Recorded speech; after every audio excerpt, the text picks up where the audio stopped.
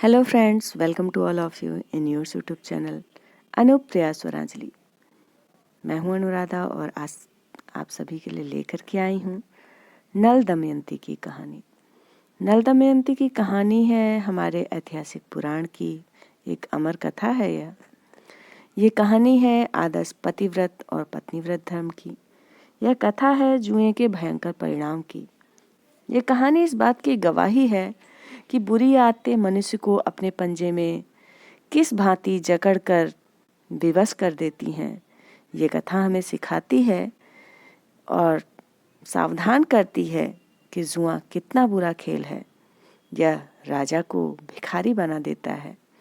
महाभारत की लड़ाई की जड़ भी यह जुआ ही तो थी। ये सभी जानते हैं। आज भी यह बुरा खेल कितने ही घरों को बर्बाद कर रहा है। न जाने कितनों का सिंदूर और बच्चों के मुंह की रोटियां छीन रहा है। बीमारी, कलह और दरिद्रता, ये तीनों ही इसकी साथी हैं। हम इनसे दूर रहें तो इन तीनों से बच सकते हैं। रातों रात अमीर बन जाने का लोभ जुए का पिता है। हम अपनी मेहनत से जीना सीखें तो इस दुष्ट की एक भी चाल कभी भी सफल नहीं होगी और इस बुराई से पिंड छूट जाता है। तो चलिए शुरू करते हैं कहानी नल और दमयंती की। निषद देश में वीरसेन नाम का एक प्रसिद्ध राजा हुआ करता था। उसके पुत्र का नाम नल था। पिता की मृत्यु के पश्चात निषद देश की राजगद्दी पर नल बैठे। नल के गुणों का क्या ठिकाना। वह धर्म और राजनीति का जानकार था। रूप और यौवन में भी उसके जैसा उस समय कोई दूसरा नहीं था। अच्छे घोड़ों को पहचानने और उन्हें तेज दौड़ाने में भी नल की बराबरी करने वाला कोई नहीं था। बड़ी सेना थी नल के पास। पास पड़ोस के किसी भी राजा को नल के साथ युद्ध करने का साहस नहीं होता था। हाँ, उसमें एक अवगुण था और उसी एक अवगुण के कारण नल को ऐसी विपत्ति झेलनी पड़ी थी जैसी किसी ने भी न झेली हो। यह अवगुण था जुआ खेलने का।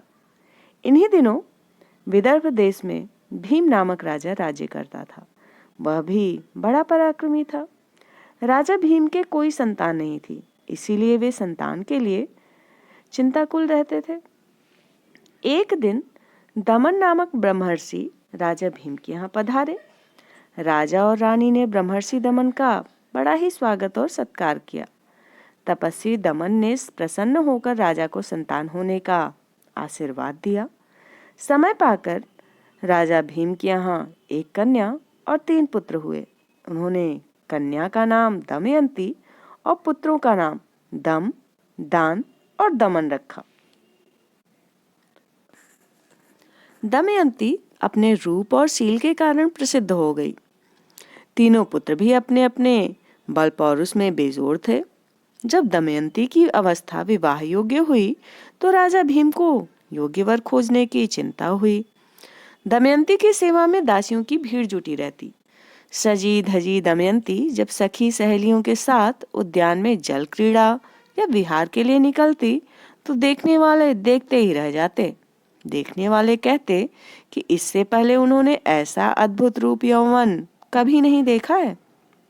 सुंदरता में, गुणों में और पौरुष में नल जैसा भी दूसरा कोई राजकुमार नहीं था।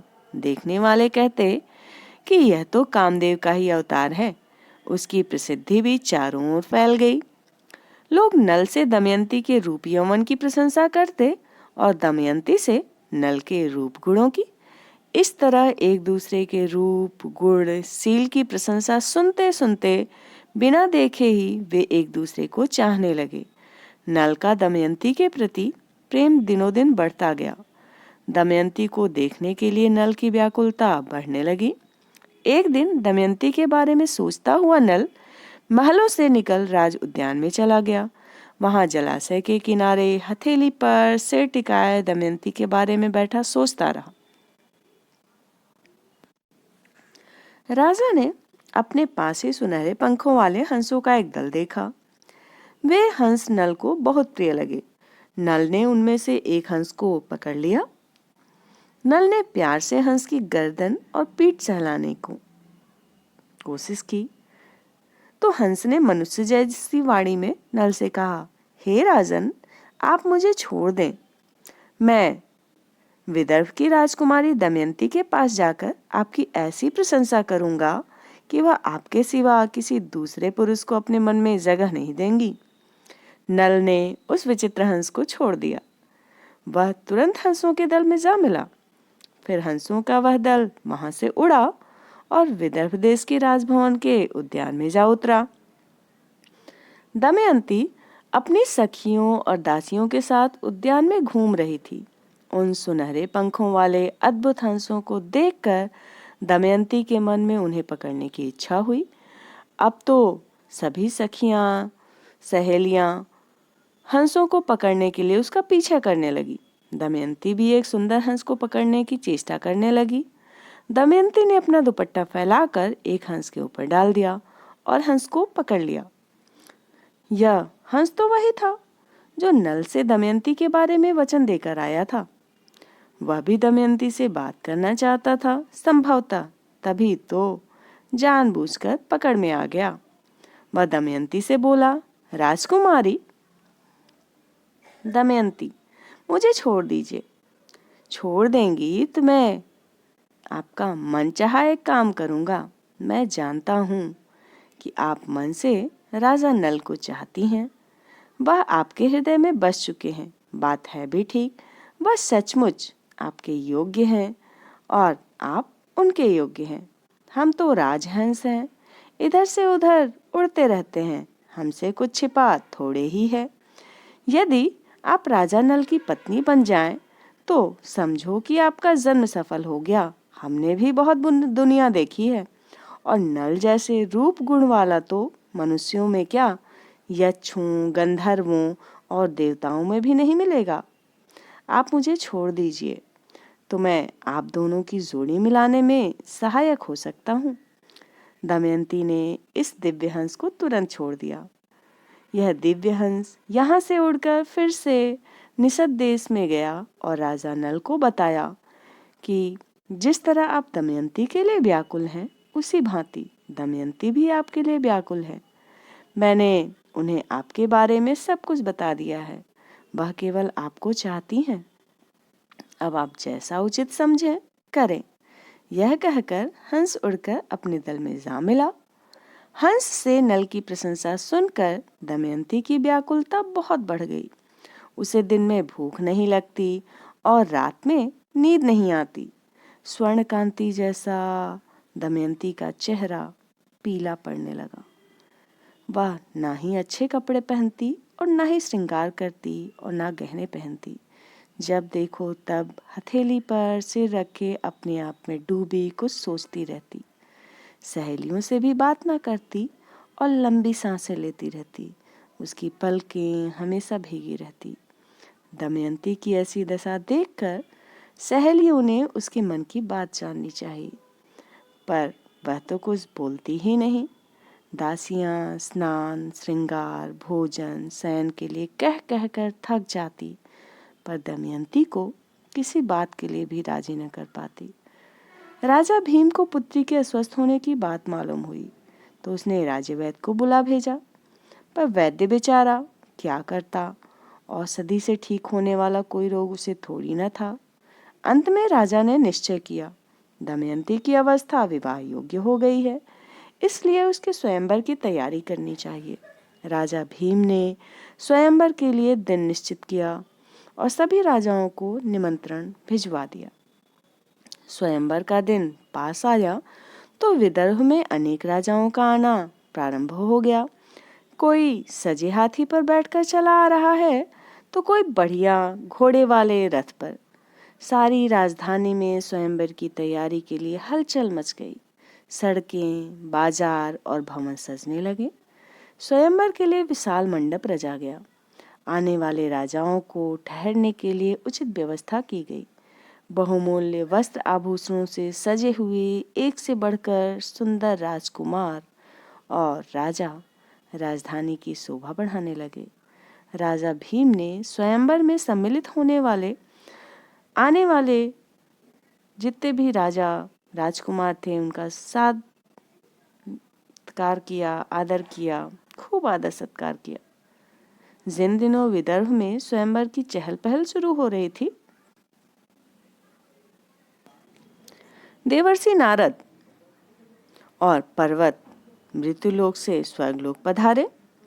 वे तब देवराज इंद्र के यहाँ पधारे तो देवराज ने उनका स्वागत सत्कार करने के बाद संसार का दूसरा समाचार पूछा।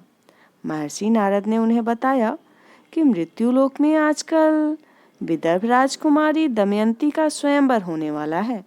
उन्होंने बताया कि राजकुमारी दमयंती अपने रूप, यौवन और शील में बेजोड़ हैं, इसलिए सभी राजा और राजकुमार उसे पत्नी के रूप में प्राप्त करने की इच्छा से विदर्भ में एकत्रित हुए हैं। ये बातें हो ही रही थी कि अग्नि, वरुण और यमराज देव राज इंद्र के यहाँ पधारे। नारद जी के मुंह से दमयंती की प्रशंसा सुनकर ये देवता बोले कि देवराज इंद्र सहित हम भी स्वयंवर में सम्मिलित होंगे। बस फिर क्या था, महर्षि नारद और पर्वत के चले जाने के बाद ये चारों देवता स्वयंवर में सम्मिलित होने के लिए धरती पर उतर आए और विदर्भ जा पहुंचे। यहीं पर उन्हें राजा नल स्वयंवर में सम्मिलित होने के लिए जाते मिल गए। नल के सुंदर रूप और स्वस्थ बलिष्ठ शरीर को देखकर देवता चकित रह गए। उन्होंने सोचा कि नल के सामने हम क्या चीज हैं। दमयंती हम में से किसी को न वर कर नल को ही वरेगी। वे देवता फिर कुछ सोचकर बोले, राजा नल, हमें आपकी सहायता की आवश्यकता है। हम आपको अपना दूत बनाकर एक संदेश देना चाहते हैं। बताइए, आप हमारा यह काम करेंगे ना? सहायता चाहने वाले उन देवताओं को आश्वासन देकर राजा नल ने उन्हें नमस्कार करके पूछा, कृपया बताइए, आप कौन हैं और मुझे दूत बनाकर कहाँ भेजना चाहते हैं?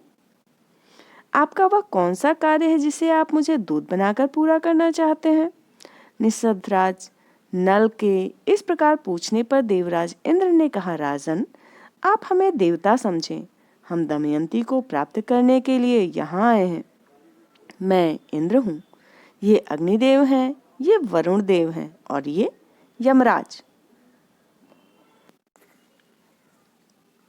आप दमयंती के पास जाकर उन्हें हमारे आने की सूचना दे दीजिए और कहिए कि हम उन्हें देखने के लिए आए हैं। हम चाहते हैं कि स्वयंवर में हम चारों में से किसी का वरण करें।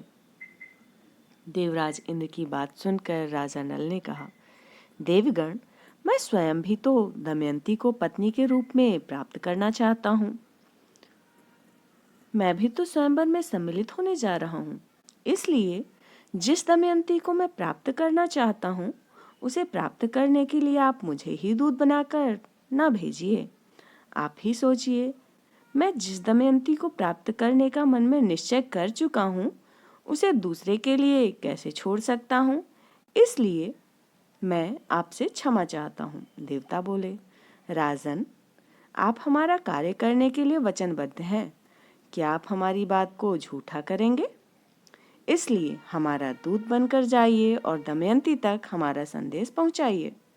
देवताओं के ऐसा कहने पर राजा नल ने कहा, विदर्भ राज के सभी राजभवनों पर पहरा होगा, विशेष रूप से अंतःपुर में तो किसी अपरिचित पुरुष का प्रवेश संभव ही नहीं है। फिर आप ही बताइए कि मैं दमयंती तक कैसे पहुंच सकता हूँ। तब इंद्र ने कहा, राजन, आप वहां जा सकेंगे। हम देवता हैं, हमारे पास तरह तरह की शक्तियां हैं। हमारी शक्ति के प्रभाव से दमयंती के भवन में प्रवेश करते समय आपको कोई देख नहीं सकेगा। हाँ, आप सबको देख सकेंगे, दमयंती भी आपको देख सकेंगी।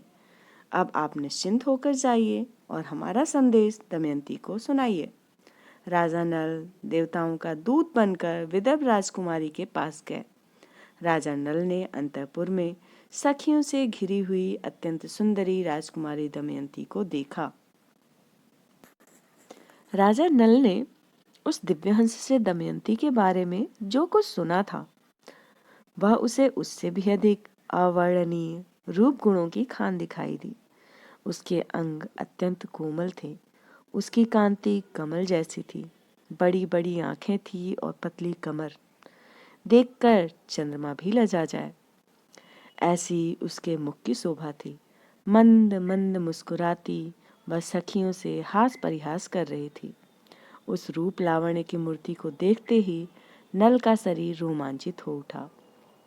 अपनी प्रिया के प्रथम दर्शन के समय नल के मन में उसे पत्नी रूप में प्राप्त करने की इच्छा और भी प्रबल हो गई। पर इस समय तो नल देवताओं का दूत बनकर ही यहाँ आया था, अपने काम के लिए नहीं। नल को अपना कर्तव्य याद हो आया और उसने अपने मन के समस्त भावों को दबा दिया। एक अत्यंत रूपवान पुरुष को वहां आया देखकर दमयंती की सखियां और दासियां चकित रह गई और स्वागत में उठ खड़ी हुई। वे मन ही मन उस अत्यंत सुंदर पुरुष की प्रशंसा करने लगी। वे सोचने लगी, बिना रोक टोक अंतःपुर में पधारने वाला यह पुरुष अवश्य ही कोई देवता है, क्योंकि मनुष्यों में वैसा रूप गुण तेज अभी तक उनमें से किसी ने नहीं देखा था। फिर अंतःपुर में कोई अपरिचित पुरुष प्रवेश भी तो नहीं पा सकता था। वे नल के रूप और तेज से प्रभावित होकर उनसे कुछ भी पूछ नहीं सकी। राजकुमारी दमयंती भी अब तक एकटक नल को ही देखे जा रही थी। वह भी नल के रूप और तेज से सम्मोहित हो चुकी थी। कुछ क्षण बीतने पर दमयंती ने मंद मधुर मुस्कान के साथ नल से नम्रता पूर्वक पूछा, आप कौन हैं? आप इस अंतःपुर में प्रवेश कैसे कर सके? क्या आपको किसी ने रोका नहीं? मेरा यह भवन सब ओर से सुरक्षित है। यहाँ कोई भी कर्मचारी राजाज्ञा के उल्लंघन का साहस नहीं कर सकता। अपराधियों को कठोर दंड दिया जाता है। इस पर भी आप यहाँ कैसे आ पहुँचे? आपका परिचय क्या है? नल ने धीरे से उत्तर दिया, राजकुमारी, मैं नल हूँ। आपने मेरा नाम पहले भी सुना होगा।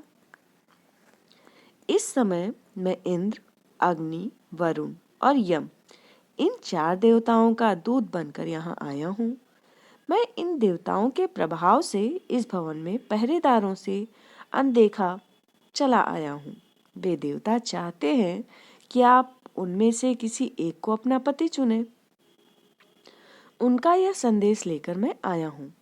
आगे आपकी इच्छा, आप जैसा चाहें वैसा करें। दमयंती ने नल से कहा, उन देवताओं को मेरा नमस्कार निवेदन करें और जहाँ तक पति रूप में किसी को चुनने का प्रश्न है, मैं पहले ही आपको अपना पति स्वीकार कर चुकी हूँ। मेरे पति तो आप ही हैं। अब आप आज्ञा कीजिए कि मैं आपकी क्या सेवा करूं। मैं आपकी और मेरा सब कुछ आपका। आप निश्चिंत होकर मुझे स्वीकार करें।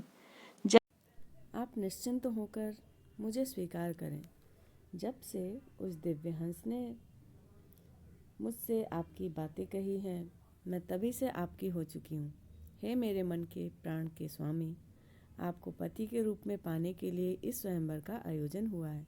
हे प्रिय, आपके चरणों में भक्ति रखने वाली मुझ दासी को यदि आप स्वीकार नहीं करेंगे तो मैं आपके ही कारण विष, आग, जल अथवा फांसी के द्वारा अपने प्राण दे डालूंगी। दमयंती की सारी बातें सुनकर राजा नल ने कहा, तुम देवताओं को छोड़कर मुझ मनुष्य को क्यों पति बनाना चाहती हो? मैं तो देवताओं की पगधूलि के बराबर भी नहीं हूँ। तुम्हें उन देवताओं में से ही किसी एक को चुनना चाहिए। देवताओं की इच्छा के विरुद्ध कार्य करने पर देवता क्रुद्ध हो जाते हैं और वे जो चाहें कर सकते हैं। वे अपने विरोधियों के धन और प्राणों को हर लेते हैं। इसलिए ऐसा कोई कार्य न करो जिससे मेरे प्राणों पर संकट आए। तुम उन्हीं में से किसी एक को चुन लो। देवता की पत्नी बन जाने पर संसार और स्वर्ग की कोई भी वस्तु तुम्हारे लिए दुर्लभ नहीं हो रहेगी। तुम्हें मनचाहे भोग प्राप्त होंगे, भला सारे संसार को भस्म कर डालने वाले, शक्ति रखने वाले अग्निदेव को कौन नारी अपना पति नहीं बनाना चाहेगी? और जिनके दंड के भय से लोग शुभ कार्यों की ओर प्रवृत्त होते हैं, उन यमराज को कौन स्त्री अपना पति बनाना नहीं चाहेगी? दैत्यों और दानवों पर विजय पाने वाले देवराज इंद्र को पति के रूप में पाकर कौन सी नारी अपने को सौभाग्यशालिनी नहीं समझेगी? और यदि चाहो तो वरुण देव को तुम अपना पति बना सकती हो। मैं तुम्हारा शुभचिंतक हूँ, मेरी बात को यूं ही मत टालो। निषदराज नल के यूं समझाने पर आंसुओं की धार बहाती हुई दमयंती बोली, राजन, मैं सब देवताओं को नमस्कार करके उनसे आपके मंगल की याचना करती हुई आपको ही अपना पति स्वीकार करती हूँ। मैं सच कहती हूँ, यह मेरा अटल निश्चय है। ऐसा कहकर दमयंती दोनों हाथ जोड़कर थर थर कांपने लगी। राजा नल ने उससे कहा, मैं इस समय देवताओं का दूत बनकर आया हूँ और अपने कर्तव्य का पालन कर रहा हूँ, इसलिए तुम वैसा ही कार्य करो जो मेरे कार्य के अनुकूल हो। मैं देवताओं के कहने से उनके कार्य के लिए यहाँ आया हूँ। इस समय मैं अपने स्वार्थ को कैसे कर सकता हूँ? मेरे धर्म की रक्षा हो तो उसके फलस्वरूप मेरे स्वार्थ की सिद्धि भी हो सकती है। यह सुनकर आंसू बहाती हुई रूंधे गले से दमयंती ने कहा, हे राजन, वह उपाय मैंने सोच लिया, आप निश्चिंत रहिए। कोई भी आप पर कर्तव्य पालन न करने या स्वार्थ सिद्ध करने का दोष नहीं लगाएगा। आप वे देवता और अन्य भी स्वयंवर मंडप में पधारे। मैं उन देवताओं के सामने ही आपका वरण करूंगी। ऐसा करने पर आप पर कोई बात नहीं आएगी। राजकुमारी दमयंती के ऐसा कहने पर नल वहां से चले गए और सीधा देवताओं के पास पहुंचे। देवताओं के पूछने पर नल ने सारी बात सच सच बता दी। उन्होंने बताया, दमयंती मुझे ही अपना पति बनाना चाहती है और उसने कहा है कि देवता भी स्वयंवर में पधारें। मैं उनकी उपस्थिति में नल का वरण करूंगी। अब आप सब देवतागण जैसा ठीक समझें वैसा करें। देवता सारा समाचार सुनकर वहीं अंतर्धान हो गए और राजा नल विदर्भ में स्वयंवर के दिन की प्रतीक्षा करने लगे। स्वयंवर का शुभ दिन और शुभ मुहूर्त आने पर सभी राजा और राजकुमार मंडप में पधारे। प्रत्येक यही चाहता था कि दमयंती उसे ही वरमाला पहनाए। मंडप खूब सजा हुआ था। तोरण द्वार बड़ा सी विशाल था और विशेष रूप से सजाया गया था। बैठने के लिए सुखदायक आसनों की व्यवस्था थी। मंडप राजाओं के मणिमय आभूषणों से चमक रहा था। जैसे आकाश में तारे शोभायमान होते हैं, वैसे ही वे सब भूपाल उस मंडप में शोभायमान थे। जब राजकुमारी दमयंती हाथ में वरमाला लिए उस मंडप में आई तो सभी राजाओं की दृष्टि उस पर जा टिकी। राजाओं को लगा जैसे इसने उनके चित्त को चुरा लिया है। जिस राजा की दृष्टि दमयंती के जिस किसी अंग पर पड़ी, वह वहीं टिक गई। उसका प्रत्येक अंग इतना कमनीय और सुंदर था कि उसे देखते जी नहीं अघाता था। फिर दमयंती के चारणों द्वारा प्रत्येक राजा के नाम, यश और पराक्रम का परिचय दिया जाने लगा। दमयंती पहले से ही नल को वरण करने का निश्चय कर चुकी थी। वह नीची दृष्टि किए आगे बढ़ती रही।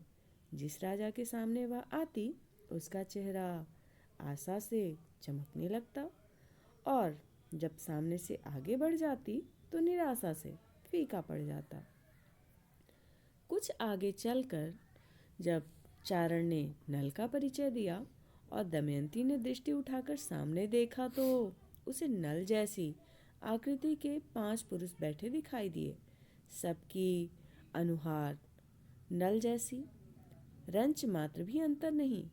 अब तो दमयंती के सामने समस्या पैदा हो गई कि इनमें वास्तविक नल कौन सा है। उसने बार बार 5 को देखा पर यह निश्चय नहीं कर सकी कि वास्तविक नल कौन है। फिर उसे याद आया कि जिन 4 देवताओं ने राजा नल को दूत बनाकर भेजा था, यहाँ वे चारों भी राजा नल का रूप बनाकर बैठे हुए हैं। देवता सब कुछ कर सकते हैं, राजकुमारी दमयंती वास्तविक नल को न पहचान सकने से बड़ी दुखी हुई। अंत में उसने निश्चय किया कि वास्तविक नल को पहचानने के लिए मैं देवताओं की ही शरण लूंगी। यह निश्चय करके उसने देवताओं को हाथ जोड़कर प्रणाम किया और कांपती हुई बोली, मैं दिव्य हंस से राजा नल की प्रशंसा सुनकर उन्हें ही अपना पति मान चुकी हूँ। यदि मैं जरा भी झूठ नहीं बोल रही हूँ तो देवगण नल को पहचानने में मेरी सहायता करें। मैं फिर आपसे प्रार्थना करती हूँ कि यदि मैंने मन, वचन और कर्म के द्वारा कभी भी सदाचार को न छोड़ा हो तो देवगण मुझे नल की पहचान करा दें। यदि विधाता ने निषदराज नल को ही मेरा पति निश्चित किया हो तो उस सत्य के प्रभाव से देवगण मुझे वास्तविक नल की पहचान करवा दें। शक्तिशाली देवगण अपने अपने वास्तविक रूप में मेरे सामने प्रकट हो जाएं, जिससे मैं वास्तविक नल का पति के रूप में वर्ण कर सकूं। चिंताग्रस्त दमयंती का यह करुण विलाप सुनकर और नल के प्रति उसके सच्चे प्रेम को देखकर देवताओं ने दमयंती को वह शक्ति प्रदान की जिसके द्वारा वह मनुष्य और देवता में अंतर कर सके। अब दमयंती ने देखा कि देवताओं में पसीने की बूंदें नहीं हैं, उनकी आंखों की पलकें नहीं गिरती और उन्होंने जो पुष्पमालाएं पहन रखी हैं वे कुम्हलाई तो हैं ही नहीं, उल्टे और खिल रही हैं। वे सिंहासन पर बैठे हैं किंतु पैरों से धरती को नहीं छू रहे हैं और उनकी परछाई भी नहीं पड़ रही है। ये सारे लक्षण 4 पुरुषों में तो थे पर 5वें में नहीं थे। बस फिर क्या था। अब निषदराज नल को पहचानने में दमयंती को कोई कठिनाई नहीं हुई। नल की दृष्टि मिलते ही लज्जा और संकोच के कारण दमयंती की पलकें झुक गई। उसने नल के वस्त्र का छोर पकड़कर वरमाला उसके गले में डाल दी। यह देखकर दमयंती ने नल के गले में वरमाला पहना दी। वहां आए राजा हताश होकर अपनी लंबी सांसें खींचने लगे और उनके मुंह से हाय शब्द निकल पड़ा। मंडप में उपस्थित ऋषि मुनि और ब्राह्मणों ने वर वधू को मंगल आशीर्वाद दिया। सभी लोग राजा नल के साथ भाग्य की सराहना करने लगे। नल ने दमयंती से कहा, हे कल्याणी, तुमने देवताओं को छोड़कर मुसलमानों का वरण किया। इससे मैं अनुमान लगा सकता हूँ कि मेरे प्रति तुम्हारे मन में कैसा प्रेम है। अपने इस असाधारण प्रेम से तुमने मुझे खरीद लिया है। मैं सदा तुम्हारी आज्ञा का पालन करूँगा। जब तक मेरे शरीर में प्राण रहेंगे तब तक तुम्हारा मेरे हृदय और मेरे मन पर अधिकार रहेगा। मैं तुम्हारे सिवा किसी दूसरी नारी को पत्नी के रूप में स्वीकार नहीं करूँगा। मैं तुमसे प्रतिज्ञा करता हूँ कि मैं सदा तुम्हारा रहूँगा। दमयंती ने भी हाथ जोड़कर लजाती दृष्टि से एक बार फिर नल को देखा और मन ही मन उसका अभिनंदन किया। वे दोनों एक दूसरे को पाकर बहुत प्रसन्न हुए। उन दोनों ने इंद्र, अग्नि, वरुण और यम की ओर देखकर उन्हें नमस्कार किया और मन में उनके शरणागत हुए। दमयंती के अनन्य प्रेम से प्रभावित होकर देवताओं ने नल को 8 वरदान दिए। देवराज ने प्रसन्न होकर वरदान दिया कि मैं यज्ञ में तुम्हें प्रत्यक्ष दर्शन दूंगा और अंत में तुम्हें शुभ गति प्रदान करूंगा। महातेजस्वी अग्निदेव ने नल को अपने ही समान तेजस्वी होने और राजा नल जब और जहाँ चाहें वहीं अपने प्रकट होने का वरदान दिया। यमराज ने वरदान दिया कि राजा नल के बनाए भोजन में उत्तमोत्तम स्वाद और रस होगा। धर्म में उनकी दृढ़ आस्था बनी रहेगी। जल के देवता वरुण ने वरदान दिया कि राजा नल जब चाहेंगे मैं प्रकट हो जाऊंगा और राजा नल किसी भी पुष्पमाला को पहनेंगे उसमें से दिव्य गंध आएगी। इस प्रकार वरदान देकर देवता स्वर्गलोक को चले गए। स्वयंवर में पधारे हुए दूसरे राजा लोग भी अपने अपने देशों को लौट गए।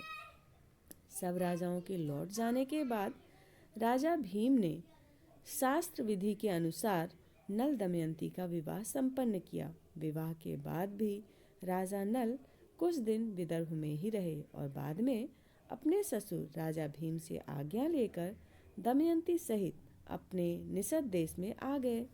राजा नल दमयंती के साथ आनंद पूर्वक निषद देश में रहकर प्रजा पालन करने लगे। राजा नल ने अश्वमेध आदि कई यज्ञ किए और ऋषियों मुनियों और ब्राह्मणों को पर्याप्त दान दक्षिणा दी। समय पाकर दमयंती ने एक पुत्र और एक पुत्री को जन्म दिया।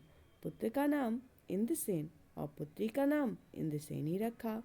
राजा नल का राज्य धन धान्य से पूर्ण था। प्रजा सुखी थी और राज कर्मचारी सावधान होकर अपने कर्तव्य का पालन करते थे। तो ये थी कहानी नल और दमयंती की। धन्यवाद।